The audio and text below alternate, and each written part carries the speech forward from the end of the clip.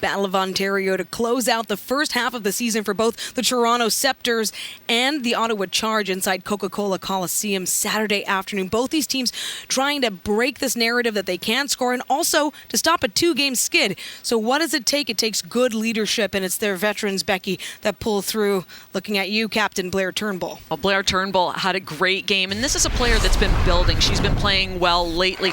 Coach loves the way that she plays in her own zone. She's always back. She's playing good defensively. She's supporting the breakout, and she's getting her scoring chances, and today she made good on those chances. Starts it off with an assist on the power play, just a beauty behind the back pass. That gets their team on the board. Then in the second period, drives the net, finds the 5-hole, puts this one in. She's not done though. Third period, she's able to walk in and she rips another one for a 3-point night.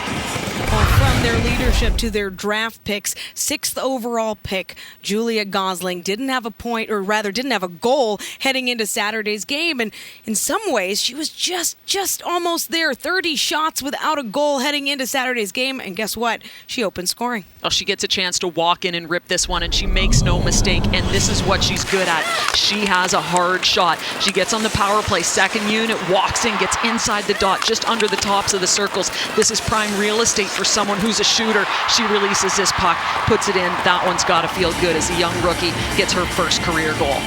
Late in the first to get that first lead for Toronto, and then of course the scoring just adds on. But for Ottawa, you got to look at your stars and you hope that they come out and play big. And Katarina Mrazova, who had to miss 5 games this season due to injury, certainly played up to her standard. Yeah, and this Ottawa team is really struggling for offense, so getting Mrazova back in the lineup is huge. She is such a skilled player. You see this as she comes through the neutral zone, little puck between the legs, another one off this pass, corrals a puck between the legs. She has skill. This team knows that. Just looking to find the net. She gets an assist on the first goal for her team, so it gets them on the board late in the game, almost too late, but it gets them back for a little bit. She rips this one, comes off the bench, and so if you give her that space, she's going to make good, and she did. A 30-save night for Reagan Kirk in net for the Sceptres in her 3rd career win, and you look at how Ottawa did outshoot Toronto. The first time that the Sceptres have come through with a win this season in a game where they've been outshot. Of course, the scoring chances are even, and that really is what tells more of the story.